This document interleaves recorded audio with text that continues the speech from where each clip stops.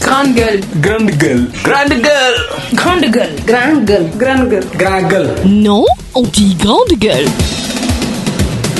waxtu baa ngi ñuy dab. c'est pas moo vide passé na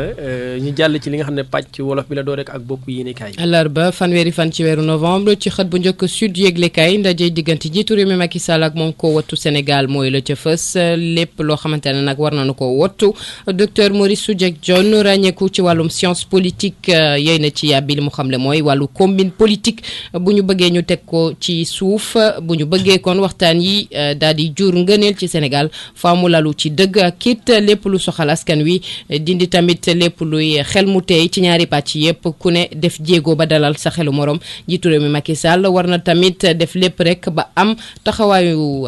Baye ji Seex te dee njaaxaanaay def lépp tamit ba lépp lu soxal wàllum processus électoral ak coow li mu jur ñu daal di ci indi saafara réew mi yëglekaay moom it loolu la jagleel xëtamu njëkk janoo diggante njiitu réew mi Macky Sall ak kujje politique mu mel ni waxtaanu ay ñu tëx lañu bu kii waxee jëm fii kële wax aw fa ca des quotidien moom jagleel xëtamu njëkk li nga xamante ne moo di bébét ak it bëgg-bëgg ñu bëri ci kujje politique bi ak it ñeneen ñu fare ci société civile wala di ay xalaatkat Abdoulaye Daouda Diallo mel na ni moom mooy kii indi jafe-jafe ak jëwriñ ji ñu dénk wàllu biir réew mi ñu ko dénk yëglekaay national jawriñ ji ñu dénk wàllum liggéey ak it xëy mi nga xamante ne nguur bu Sénégal def na ko diirub ñeenti at moom mooy li mu fësal ñaari téeméer fanweer ak ñeenti junni yuy toftal juróom-ñeenti téeméer ak juróom-benn fukki xëy amal nañu ko budget bi soxal wàllum jawriñ ji ñu dénk wàllu xëy mi gis nañ ci ab yokkute fanweer ak ñetti poñ ak lu teg yëglekaay témoin jagleel xëtam bu njëkk coowal borom ñaari tur yi ginnaaw Obama njiitu réew mi Macky Sall delloo na jiitu jëwrin bu Canada ci àndam xamal ko ne wàllum ñaari tur bokkul ci sunu taarix ci Sénégal direct yëglekaay jagle xëtamu jëkk élection tabb njiitu réew ca réewum Gambie ak sondage bu ñu ca fësal sondage boobu nag xam le ne askanu Gambie ñoom bëggatuñu kii di Yaya Jammeh kon bile sondage day xam le ne ci élection yi ñu jëm Yaya Jammeh dafay jóge ci bopp réew Gambie 24 heures yëglekaay wàllum sampay bërëb yi jaay essence ci Ndakaaru ak it dakkal dogal bi ci nguur gi jël mooy li ko soxal mu mel ni Ndakaaru kon rëcc na ci ab jëya ak li nga xamante ne moom moo di koñ bu ñu jàdd rek daal di fay gis bërëb yi ñuy jaayee lii di essence Walfadjri yëglekaay taarix bi téere bi Sidi Lamine Niass génnee moom mooy li mu jagleel xëtam mu njëkk mu daal di dajale kon république bu Sénégal ci xët bu njëkk Walfadjri yëglekaay junni juróom-ñaari téeméer juróom-benn fukk ak benn di xale di ay ndaw yoo xamante ne dañ leen a tëj ci aan lii mooy binaaw 2014 jàpp 2016 foofule ca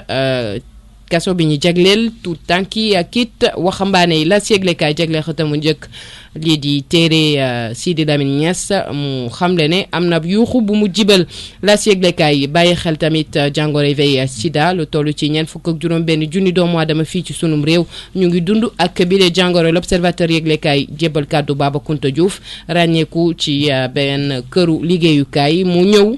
ci di ko féewale ak Cheikh Béthio Thioune daf mayee ci guddi bi ñaari waxtu jotee bëgg a dal sama kaw jamono yi tembe am naa tiitaange ci sama dund sunu lamb combat bi war a dox diggante Siteu ak Zoss mooy li mu fësal GFM Entertainment am na tamit ay ponk yu mu ci teg Charles Faye dikk ak sunu lamb ci mbir yi fan la ñu taxawee Stade Quotidien jébal kàddu Cheikhou Kouyaté di capitaine bu gaynde yi sunu lajj ci kanamu Afrique du Sud daf ñu yee li mooy bopp yëglekaay xëy génn tey àllarba fanweeri fan ci weeru novembre atum 2016 moo di gay di la jaajëfal xawa bopp yëglekaay yi doore woon ko ak li nga xam ne moo di waxtaan diggante nguur gee kujje gi ñu jàpp ko ni ki ëllëg ci alxames gi. waaw ni ñu ko waxee woon ni ki démb parce que aussi démb waxtaan nañu ci waaw. muy ndaje boo xam ni wax dëgg yàlla man de yi njortu naa ni lu baax la ndax toog waxtaanee li nga xam ne moo njiiteel ñëpp muy réew mi élection yi parce que gis nañu élection li mu mën a jur ci wàllu fitna ci Afrique. gis nañu réew yoo xam ne ci ginnaaw ay élection la réew yooya jaaree foofa tàkk ba nii kenn mënul fexe ba fay taal yooyu kon bu fekkente ni loolu dañu koy toog waxtaanee ko loolu dañ koy rafetlu parce que dañ naan xëy na peut-être réew mi kat démocratie bi ñuy wax même bu fekkente ni yenn saa yi démocratie bi dina soox waaye démocratie mi ngi fii te démocratie nag ñu ngi koy natt ca waxtaan maanaam dialogue concertation diisante weccoo xalaat ci loolu la ñuy natt démocratie ñi ngi natt démocratie aussi ci élection ak liberté di ko natt itam ci li nga xam ni moom mooy nit ku am xalaatam te xalaat boobu nekkul xalaat boo xam ne buy gaañ kenn mu génne ko keneen tam du tee nga bàyyi ko xalaatam ku nekk am sa xalaat te ci xalaat yooyu noonu la ñuy mën a xëy peut-être def benn synthèse jële ca njëriñ jëfandikoo. lenn nag mooy li fës te démb wax naa ko mooy Abdoulaye Daouda Diallo moom xam naa ne dana bokk ci li gën a am solo ci waxtaan bi ñuy waxtaanee benn Abdoulaye Daouda Diallo posture am tey man de jàpp ma ne mën na organiser ay élections yu transparentes lu tax ma wax ko moo di ne dafa wone ay limites yoo xam ni ay limites yu troublant yoo xam ni mi ngi ko wone ci élection yi ñu weesu bi ci njëkk mooy référendum bi gis nañu ne mu bindee woon wii ba ak noo ba est-ce que moom la ak faute ya mais ci kilifteefam mais loolu yëpp ci kilifteefam la tey lu mënti xew ci kër gi duñ ne ma Samba loolu demal moo diggéey la ñuy wax ndax yow la yàlla dénk rédaction bi tu es le rédacteur en chef loolu la ñuy wax responsable moral responsabilité morale lu mënti xew tey su journaliste bourde bu mu mënti def yaay responsable bañ na ko ba tey ku fi defoon fausse information wala nga def njombe lu rëy du kooka la ñuy woo yow mii la ñuy woo yaay ndey mbili kon yow yaa koy gàddu kon moom it en tant que ministre de l'intérieur lu ay service am def lu personnel am def moom mooy responsable ba loolu dafay wone manque de vigilance ak manque de sérieux boo xam ne ñu ngi koy nemmeeku depuis quelque temps te lu matula soofantal parce que loola mën na jur ëllëg jéye joo xam ne duñu xam fu ñu koy waxee benn moom dafa far te nee nañu tubaab nee na on ne peut pas être juge et partie munoo fer ba noppi bëgg a àtte maanaam impartialité am ñu bëri dañ ciy dute yemale gi leneen li nga xam ni tam mooy moom militant au parti au pouvoir maire la itam responsable politique la lan moo tax duñu ko dessaisir mën na nekk ministre de l'Intérieur parce que am na ministère yoo xam ne doo ko dénk koo wóoluwut loolu kenn naa tablewu ko intérieur forces armées justice ak yeneen yi ñuy woowee les ministères de souveraineté yooyu doo ko dénk koo wóoluwut mais question électorale bi mën nañu ko koo teggil jox ko keneen koo xam ni njortu nañ ne xëy na voilà moom kat dana ko doxalee ca na mu gën a waree fekk njaaxaanaay lay tëddee man de loolooy sama gis-gis. xawa sa gis-gisu Maurice Soudieck Dione gis naa ci sama bopp mu wax ne bu ñu teg benn combine politique ci wàllu waxtaan boobu na nekk loo xamante ne nii du doon dialogue national bu ñu woote woon finalement dialogue politique moom mooy lañ ca waxtaanee ak it yëngu-yëngu ak it jéego politique mooy lu ñu ci ràññee bu ñu ci génnee ñu def lépp tamit ba jiixi jaax ak it bopp yu ubbu ci ñaari pàcc yëpp kujje politique bi am na ko jëm ci nguur gi rawatina ci lu soxal wàllum processus électoral bi ak jafe-jafe yi ci am ak ñoom seen gis nañu jafe-jafe yi am tamit ci askan wi ngir jot seen carte d'identité biométrique ak lépp li nga xamante ne ni tey ji laaj nañu indi ci ay saafara taxawaayu jëwriñ ji ñu dénk tamit wàllu biir réew mi yaakaar naa ne ngir kujje politique bi du lu ñu ko dénk lii di jëwriñ biir réew mi moom mooy problème bi ni ko Mouhamadou Lamine Ka fësale lii leen posé problème di ub seen bopp li ñu mënta nangu seen xel yi li mu leen may ñu nangu ko mooy mu nekk kilifa ci parti APR nekk maire APR gis nañ ko mu solul sax casquette APR beige marron ba pare fas yéene organiser élection yoo xamante ne APR da cay jongante di jongante ak ñeneen ñi ndénkaane fa nga wóolu nag moo tax njiitu réew mi Macky Sall dénk jëwriñ ji ñu dénk wàllu biir réew mi Abdoulaye Daouda Diallo waaye li ni mel dalalul xelu kujje politique bi te démocratie cim réewum penco wax dëgg yàlla ci Sénégal bu ñu demee bay tumuranke ci waxtaan rek dafa fekk ne jafe-jafe am na loo xamante ne nii xamuñu ko fi woon réew mi nañ ko pencoo moo gën ñu pàccoo ko et puis ñu waxtaan ci waxtaan bu sincère boo xamante ne dëgg moo ko lal ngir ëllëgu Sénégal parce que niñ ko waxee ay élection yu jaar yoon lépp luy doxalin processus électoral bu jaar yoon loolu dafa bokk ci li dalal mbir yi ci am réew li ñuy wax intégrité nationale ak stabilité territoriale te loolu encore une fois wareef la ci jëwriñ ju ñu dénk wàllu biir réew mi. liñ ci waxtaanee muy réew mi réew moom kenn ci bokk muy Sidi Lamine Niass. génne na ab téere wax ci. waaw Sidi Lamine day moom fekke na lu bëri. te ku fekke nag war a mën a nettali. gan ci biir këram noonu laa ko mën a tuddee téere. waaw en fait c'est-à-dire sànq ci tubaab. ñii ne Sidi Lamine boppam la waxal mais waxalul boppam c'est-à-dire dafa dafa jël kàddu sol mbubbuy sénégalais yépp ci nga xam ni ñoom ñi ngi Sénégal waaye yëguñu seen bopp parce que boo xoolee livre bi solo si mooy maanaam politique publique am na sénégalais yu bëri yoo xam ne dañ cee yëgul seen bopp tey looloo waral mu bind téere bi tuddee ko un étranger parmi les siens du noonu la. noonu la kon bépp sénégalais boo xam ne rek méngoo nga ak gis-gis ak Sidi Lamine. ak gis-gis ak moom. ak moom waaw yow yaa moom téere bi yow la ko bindal. c'est ça. n'est-ce pas loolu la. troisième personne kay du singulier la ko bindee waaw. très bien kon y a pas de je ne wu ci. il moo ci nekk wala elle. merci te loolu li ñu koy wax ci tubaab le moi est haïssable.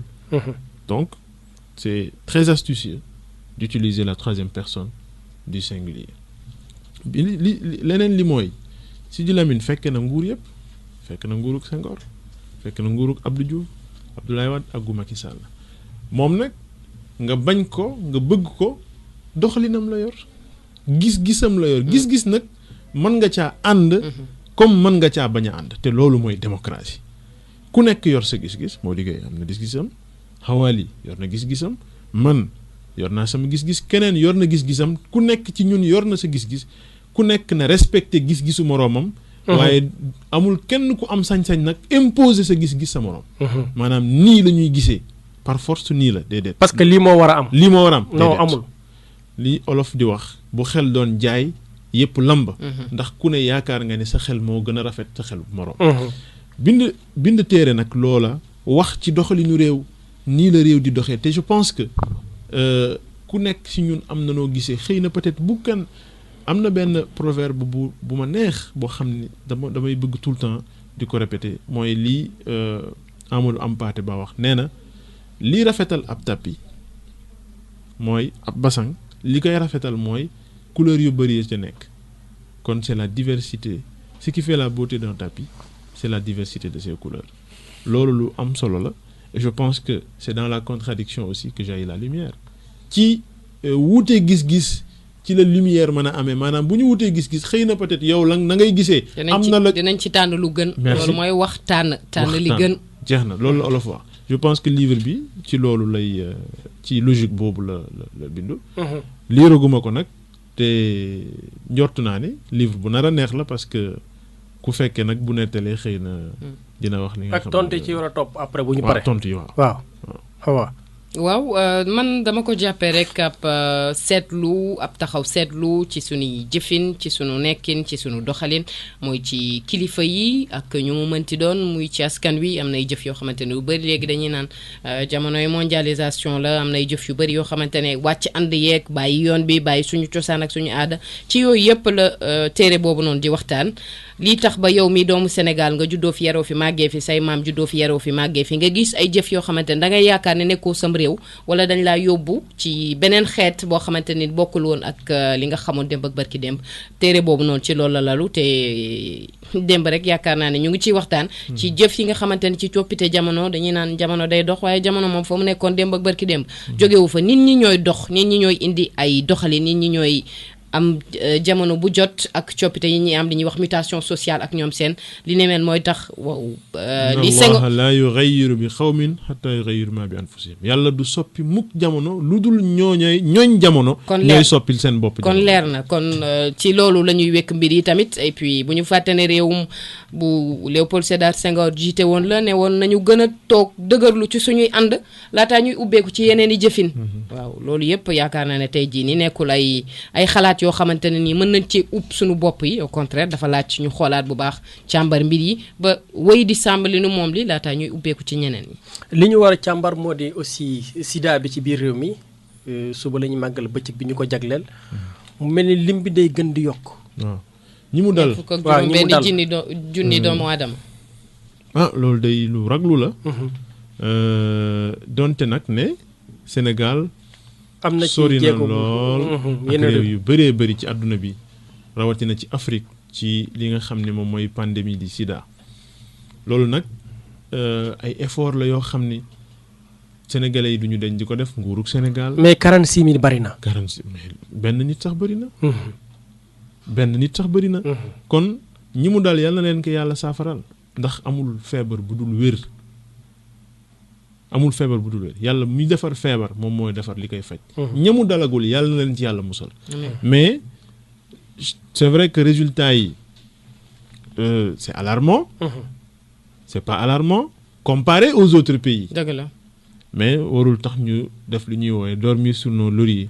maanaam naagu. ñu daagoo rek wéyal xeex bi ndax xeex bi kat wéyal ko rek mooy tax yàlla musal ñu ci feebar bi feebar bi nag ci sama xalaat xëy na peut-être li ko yokku bokk na ci ñiy nëbbatu di def naka sudul noonu maanaam jigéen ñi nëbbatu jaay seen bopp. ak ñi nga xam ne ñoom ñooy yëngatu ci wàllu homosexualité maanaam wàllum nguur jigéen ak ñi ci kaso yi ak ñeneen donc muy yoo xam ne kon bu ñuy xeex jàngoro ji nañ ko attaquer foofu. li ci gën a am solo nag mooy sensibilisation maanaam xelal yaa ngi wax sànq itam ci tubaab ne réew dëkk yi ci dëkkaan yi ci biir réew mi. ci biir réew foofa tam feebar bi laal na fa bu baax a baax mais kon nañu dem foofa xeex ak feebar bi ñi nga xam ne nii ñoom la dalagul ñu sensibiliser leen beneen mbir bi yokk loolu itam mooy. sénégalais amuñu sens de dépistage maanaam. dem xool sa yaram rek dem xool sa yaram même bu dul sida sax nee nañu 6 mois yu weesu nit ki war na dem defi bilan maanaam dem xool saytu yaramam te du feebar te du sida rek moo fi nekk. xam nga lañ tuddee patient. médecin yi nee nañ xam la mooy patient. mooy ko indi boppam hôpital. mooy ko indi boppam hôpital nga jóg yóbbu sa bopp hôpital ngir xool loolu la ñuy wax patient. waaw ki tëdd nag ba ñu balaa ci kaaf. waaw ñu indi la mu ñu ne cadavre ambulant. waaw ndax nit warul mi ngi mel ne oto. bu dul dem visite médicale. technique visite technique. oto booba bu ko paan bettee du ko bett de donc nit tam comme machine la rek war nañ di ko saytu dafa am lu koy gàllankoor maa ngi nii tey damaa xëy ak mbagg buy métti donc yëpp c'est très très important war di xool suñu yaram. mais deret tam dina tax nit ki xam nu mu tuddati sax. fu mu toll xamee jàngoroom yi ci biir yaramam ak ñoom am na feebar yu mel ni sida hépatite. nga xam sa groupe sanguin. tey sénégalais yi ngay laaj seen groupe sanguin ñu wax la ko bëriwut. te nit ki war na sax xam groupe sanguin en cas d'accident. mu yombal ñi nga xam ne mooy médecin yi buñ la waree sauver et cetera tey ma laajoon sa groupe sanguin lan la. au plus. xawa sa groupe sanguin. man A plus man ak yow ñoo bokk universel. man ak yow ñoo bokk groupe sanguin donc loolu c'est très très important. on donne l'exemple pas mal. d'accord awa mu mel ni jigéen ñi tamit feebar bi ñoom la gën a laal. jigéen ñi ñu ngi ci ràññeeku tout tànk yi sax ñu ngi ci biir ak ñi nga xamante ne moom dañuy woowee jirim yi nga xamante ne seen i waajur dañu am jàngoro yi sida ñu xëy jóge fi ñoom it jàngoro ji daal mi ngi def ay njombe ci suñum réew ndax ñeent fukk ak juróom benn junni doomu aadama ci askan wi ndax ñoom ñëpp xam nañu ne am nañu jàngoro bi loolu noonu tamit mbir la leneen lu ñu ci ràññee tamit ci wetu zone yi nga wax yi ak dem beeg dikk bi ak it li nga xamante ne moom moo di métier bi gën a yàgg ci àdduna bi il paraît jaay sa bopp ci jigéen ñi. transporteurs yi tamit di dem di jëflante ak ñoom taux yu élevé yooyu noonu nga wax ci gox-goxaan yi ci biir Sénégal rawatina dëkku frontalier ak yeneen réew yi ñu wër. loolu mooy li ko waral mais am na leneen tamit lu am ci jàngoro sida muy jigéen ñi nekk ci biir kër yi ci biir appartement yi ci biir koñ yi di jëflante di sëy ak yeneen i góor yoo xamante ne xëj na buñ leen ay partenaires yu bëri xëj na boo leen laajoon ñu defal la liste seen partenaire am na ñoo xamante ne jàppuñu leen xamuñu seen tur ak ñoom seen ak lépp lu ci dem mais non seulement ça waaye du ay jëflante yoo xamante ne dañu jël seeni matukaay donc loolu noonu jàngoro ji dañ koy wéyal rek góor bi ñëw sëy ak ñoom dana dellu ca soxnaam wàllu ko moom yëgu ko soxna si yëgu ko soxna si demul dikkul moom it jox nañ ko jàngoro gi yeneen i mbir tamit mi ngi ci góor ñi nga xamante ne voilà fu ñu dem ñoom tamit tag fa li ñuy naan bant sax buñ ko wóodee sër ñu topp ca duñ ko def tamit ak matukaay parce que xëj na am nañu seen i envie bëgg nañu satisfaire seen bëgg nañu jot seen bopp lijjanti seen bopp waaye def ko tamit ak sa matukaay ndax yaakaar naa ne ay simili wala ay seconde rek ci ay bànneex tax nga yàq sa dund wala nga yàq sa dund soxna wala nga jël jàngoro ca àll ba am na lu ko gën loolu du xel donc protection war na ci ñi nga xamante ne voilà ñoom ci loolu la ñuy yëngu parce que wàllu transport bi avant que ñu junjaat léegi nii dama fàtte wax sax ci nasaraan parce que problème bi ci am mooy gars yi boo leen laaj li ñu lay expliquer c'est terme dafa grave tellement que doo xam sax après ngay soog a comprendre lan moo nekk ci biir. parce que dañuy wax li ñuy wax 7 cas yi boo ko déggee mooy dëkk yi nga xam ñoom ñëpp cas la ñu commencé. muy Kaolack Kaffrine Koungheul Koupantoum Koussanar Kaay ak Kidira. c'est-à-dire camions yi noonu la ñuy def. waaw mooy trajet bi. mooy trajet bi. c'est-à-dire que li ci nekk mooy dafa am ay jigéen ñoo xam dañuy jaay seen bopp. mais ci soit Kaolack la leen camionneur bi di jëlee. bu nekkee ak ñoom ànd ak ñoom ba Koupantoum wala Koussanar mu wàcce leen fa. beneen camionneur fekk leen fa yóbbu leen ba Kaay keneen jëlee leen fa indi leen ba Koungheul en fait ñoom ci camions yi lañ koy defante. léegi nag de ce fait na dem nañ ba instant boobu ñoom bi ko ci kenn amee rek. affaire dafa law ci camionneur yi law ci jigéen ñi nga xam dañoo nekk ci trajet boobu. parce que position yi parce que kii daw. te Mali camions yi ñi ngi jóge Mali ñi Bénin ñi nga fu nekk ci àdduna bi waaw. en fait loolu mooy problème bi. léegi nag loolu la circuit boobu la gars yi mënut a maîtriser ba tey. day walangaan rek. loolu kay du neex maîtriser. mu nekk beneen coow boo xam ne nii gars yi ñu ngi ci xeex bi xam nañ ko gis nañ ko mais je pense que dinañ jël matuwaay yi nga xam ne sensibiliser leen ñu jël seen i matukaay am na beneen sensibilisation tamit bu ñu war a def ci ay mbir yoo xamante dañuy dagg wala dañuy ñaw ak ñoom seen protection bi mu laaj bi poussé ak ñoom seen voilà yooyu duñ ko bokk yooyu du lu ñuy bokk ci yenn structure tamit bërëb bu fajukaay yi est-ce que dañuy stériliser saa su ne tamit seen i matériel waaw docteur moo di dañ koy def transmission boobu noonu jàngoro bi médecins yi ñoom na ak infirmier ak sage-femme loolu mën ta waxal buñ ci pare da ngay suñu affaire bi ñu koy bax dañ koy dugal parce que léegi sax ay four yoo xam ne lañ yor moom dafay dem sax plus à 1000 degrés noonu moo gën dañ koy lakk nañu rey lépp dañ koy lakk ba mu dee de waaw parce que dafa am ñoo xam ne spécialement loolu la ñu occupé waaw boo liggéey pa da ngay teg fee ñoom ngoon ñoo koy ramasser stériliser ko defaraat ko lépp placé waat affaire seen place gën na pour bu médecin bi xëyee ñëw rek continuer liggéey très bien loolu moom gars yi foofu moom duñ ko caaxaane non duñ ko caaxaane parce que aussi ëpp naa caaxaan parce que aussi seen responsabilité la aussi mu ngi mel ni ngay bindee di ci def sa responsabilité ne dara loo xam ne bokk ci du ci dem waaw ñoom du jógee si ñoom quoi jamono googu beneen sujet moo di station d'essence yi dañ ko tëboon léegi ci tubaab waaw dañ ko tëboon waaw en fait li tax ñu dakkal ko mooy waa protection civile voilà ñoom ñoo alerté ci njombe ak it ñaaw teef yi nga xamante ne ni station d'essence yi fu ñu tourné ci koñ yi ci Ndakaaru ñu gis ko mën na ko am voilà dañuy naan produit inflammable la mën na tàkk ak ñoom seen ak anam yi nga xamante ne moom lañ koy implanté moo tax nguur bu Sénégal jël dogal ci ñu dakkal ko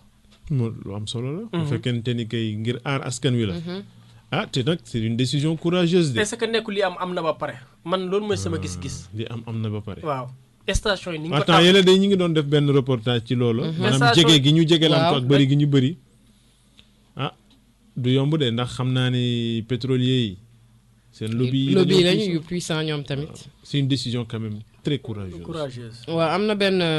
rapport bu Africa Prosperity Report génnee mu indi Sénégal mu nekk ci juróom-ñaareelu place ci économie yu am solo ci Afrique ci atum 2016 lu am solo jamono googu Gambie lañ koy daanelee Gambie bala ñuy wax ci Gambie waxoon nañu ci xëyum gone yi waaw xëyum gone yi waaw waxoon nga ci tuuti rek ñëwaatal waaw ma ñambaas ci tuuti rek ci wolof bi du yëpp ñëwal nee nañu 234 960 maanaam mu ne ñaari téeméer junni fanweer ak ñeenti junni waaw yu toftal juróom-ñeenti téeméer juróom benn fukki xëy yoo xamante ne ni li ngay wax ni Sénégalais duñ xam chiffre bi dinañ ko xam kay waxal 234 nekkoo France Sénégal nga nekk làkkuma français làkkuma allemand sama làkk laa làkkee wolof laa làkkee làkkuma am Kocc Barma Fall ñaari téeméeri junni ak fanweer ak ñeent ñaari téeméer ak fanweer ak ñeenti junni yu teg juróom-ñeent fukk ak juróom-benn fukk waaw noonu la n'est-ce pas ci am ay xëy yoo xam ne nit ki mën na cee dund loolu mooy emploi décent nit ki mën na cee dund te du tàllal loxoom du yelwaan waaw loolu buñ ko waxee mën nañu ko gëm waaye ndaxam xëy yooyu ñu kii ay xëy yu yàgg la est-ce que yu sax dàq la ndax contrat yu bëri nag nañ ko wax te dee dañu koy signé waaye ay contrat yu précaire la maanaam nit ki mën nañu koo dàq saa su nekk maanaam amul benn sécurité précarité mën naa xëy suba rek ñu ne ko saa yi tey ji daal jéggal nañu la wala yenn chantier yu ci mel ni autoroute AIBD ak ñoom seen Ila Touba wala yeneen ni voilà travaux la 1 an lay durer 2 ans bu jeexee loolu jeex nga dem wuti leneen loolu saxul da bu ngay wuti waat fekkente ni loolu la ñuy wax création d'emploi loolu du création d'emploi nañu waxante dëgg d'accord peut-être ñoom am nañ ci preuve leer. ñun ñoo ko war a gëstu. jëwriñ di ñu dénk wàllu xëy mi moom lañ doon voté budget démb ci assemblée nationale. ñu ràññee ci ab yokkute fanweer ak ñetti poñ yu toftal leneen. ci loolu la ñëwaat ci digge njiitu réew bi Macky Sall moo fi diggee woon bi ñu campagne entre ñaari tour yi ne buñ ko falee at mu jot dana créer lu toll ci 5000 emplois. ci 5000 emplois yooyu nag la lay wax ne ci diirub ñeenti at egsi nañu pratiquement ca. xaaj ba 234 960 comme noonu keneen ki noonu la ko bëggee. waaye du 500 000 emplois par an finalement. liggéey yi ay combine politique la rek. élection législative la ñuy waajal. 2017 la c'est un jeu de chiffres quoi. waaw gis nañu maam Abdoulaye Wade. élection Gambie. suba la ëllëg. nee nañu sondage moo ne boo muyul moom dina ñàkk élection yi. sondage nag ci benn minute ñu accéléré ko. voilà sondage nag. léegi moom wax dëgg yàlla. gëm ko dina jafe lool. ginnaaw bi Trump jëlee ndam li ci États-Unis François Fillon jël ndam la ca primaire bu droite bu France ak centre ndax amul kenn ci at bon am na ñu njortoon ni xëy na mën naa gagné. mais ñi ne bettu leen bëriwul de. dëgg la ñi mu bett moo ëpp. Donald Trump victoire am ñi mu bett moo ëpp ñi mu bettul dëgg la am du dëgg. dëgg la te sondage yëpp dañ ne woon Hillary Clinton mooy favori télévision yeeg média yeeg yëpp moom la ñu defoon moom mooy favori. mbetteel mën naa am Gambiem déet. waaw mën naa am mais chance yi moindre na de man de je ne accordé tuma benn crédit ci sondage. yow daal sondage yi daal léegi du taxati nga dóor sa doom. waaye wax nga dëgg ndax li ko firndeel mooy. Gambie soo kii bi Yaya Jammeh chance bi. dëggi chance ngir Yaya Jammeh mu jóge ci bopp réew mi ci askan wi junni doomu aadama yi ñu laaj ci ci fukki gox ci Gambie téeméer yi ñu ci jël. juróom fukki ak ñeent dañu xam ne Adama Barrow kenn la ci candidat yi mu am pàcc bu am solo ci kujje politique bi tamit nekk ci wetam moom la ñu fas yéene sànnit seen xob Yaya Jammeh téeméer boo jël ci doomu aadama yooyu ñeent fukki ak benn ñoo ko fas yéene woteel Mama Kandeh téeméer bu ñu jël ñett ci doomu Gambie ñoo ko fas yéene votel donc chance su Yaya Jammeh jóge ci bopp réew mi loolu mooy li enquête bi de fësal jox kon chance kii di Adama Barrow ngir mu nekk ci bopp réewum Gambie waaye li ci Lamine wax rek laa ciy wax de mbañ gàccee daal li dukkee daal ci bëgg-bëggu askanu Gambie. moo gën a leer loolu xaar loola. ëllëg la incha allah. pronostic ci élection moom dina dakk léegi. kon dinañ ko topp bu baax. ba xam yan résultat ñoo fa tukkee. kon di la jaajëfal am nañ fa correspondant. waaw. di la jaajëfal. waaw di la jaajëfal yow tam. ok yàlla na yàlla def jàmm ci Sénégal def ko ci kër gi wasalaam. Hawa. waaw àjjana kuluru bu kenn tooñ kenn bu kenn yàqal kenn ñu dem ba maternité hôpital Aristide Le Dantec en passant prison bu Rebeuss mutilé yi nga xamante ne dañoo amoon gaañu ñaar fukki fan ci weeru mars dañoo sumbaat seen grève de la faim. ok kon di leen jaajëfal mbokk auditeurs yi ci teewlu beeg ànd beeg ñu ne depuis 8h30 Nana yow di la jaajëfal ci réalisation bi. ak Maxime Sène mi féete woon ci technique bi dig daje ëllëg lay doon ci beneen numéro. Grande gueule. Grande gueule. Grande gueule. Grande gueule. Grande gueule. Grande gueule. Grande gueule. Non, on dit grande gueule.